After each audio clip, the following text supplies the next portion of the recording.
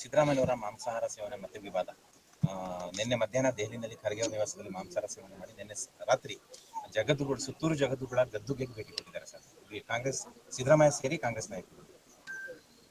ಇದು ಬಹಳ ದುರಾದೃಷ್ಟ. ಸಿದ್ದರಾಮಯ್ಯನವರು ರಾಜ್ಯದ ಮುಖ್ಯಮಂತ್ರಿಗಳು ಅನ್ನೋದನ್ನ ಎಲ್ಲ ಒಂದ್ ಕಡೆ ಮರಿತಾ ಇದ್ದಾರೆ ಅಂತಕ್ಕಂಥದ್ದು ನನ್ನ ಭಾವನೆ. ಮತ್ತು ಇದು ಮೊದಲ ಬಾರಿ ಏನಲ್ಲ, ಹಲವಾರು ಸಂದರ್ಭದಲ್ಲಿ ಈ ರೀತಿ ಘಟನೆಗಳು ಪುನರಾವರ್ತನೆ ಆಗ್ತಾ ಇರ್ತಕ್ಕಂಥದ್ದು. ನೋಡಿ, ಮುಖ್ಯಮಂತ್ರಿಗಳು ಅಥವಾ ಸಿದ್ದರಾಮಯ್ಯನವರು ಅವರು ದೇವರ ಬಗ್ಗೆ ಎಷ್ಟು ಭಕ್ತಿ ಭಾವನೆ ಇಟ್ಕೊಂಡಿದ್ದಾರೆ ಅದು ಬೇರೆ ಮಾತು.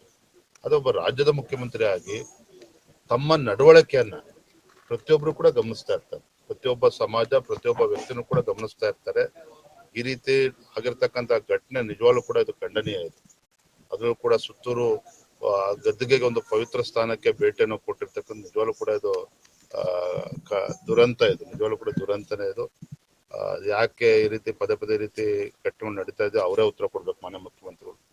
ಒಂದ್ ಕಡೆ ನನ್ನ ಭಾಷಣ ಮಾಡ್ತಾರೆ, ಅಣ್ಣ ಬಸವಣ್ಣವ್ರ ನೆನ್ಪು ಮಾಡ್ಕೊಳ್ತಾರೆ. ಅಂದ್ರೆ ನಡೆಗೂ ನುಡಿಗೂ ಅಜಗಜಾಂತರ ವ್ಯತ್ಯಾಸ ಇರ್ತಕ್ಕಂಥದ್ದು. ನಡೆಗೂ ನುಡಿಗೂ ಅಜಗಜಾಂತರ ವ್ಯತ್ಯಾಸ ಇರ್ತಕ್ಕಂಥದ್ದು. ಇದು ಎಲ್ಲೋ ಒಂದ್ ಕಡೆ ಯಾವ್ದೋ ಒಂದು ಸಮಾಜಕ್ಕೆಲ್ಲ, ಇಡೀ ರಾಜ್ಯದಲ್ಲಿರ್ತಕ್ಕಂಥ ಎಲ್ಲ ಭಕ್ತರ ಒಂದು ಭಾವನೆಗೆ ಧಕ್ಕೆ ಬರ್ತಕ್ಕಂಥ ರೀತಿಯಲ್ಲಿ ಮುಖ್ಯಮಂತ್ರಿಗಳು ನಡ್ಕೊಳ್ತಾ ಇರ್ತಕ್ಕಂಥದ್ದು ನಿಜವಾಗ್ಲೂ ಕೂಡ ಇದು ದುರಾದೃಷ್ಟ, ಈ ನಾಡಿನ ದುರಾದೃಷ್ಟ. ಬೆಂಗಳೂರಿನಿಂದ ಮಂಗಳೂರುವರೆಗೆ, ಬೀದರ್ನಿಂದ ಚಾಮರಾಜನಗರದವರೆಗೆ ನಿಮ್ಮ ಸುದ್ದಿ ನಿಮ್ಮದೇ ಭಾಷೆಯಲ್ಲಿ. ಕರ್ನಾಟಕ ತಕ್.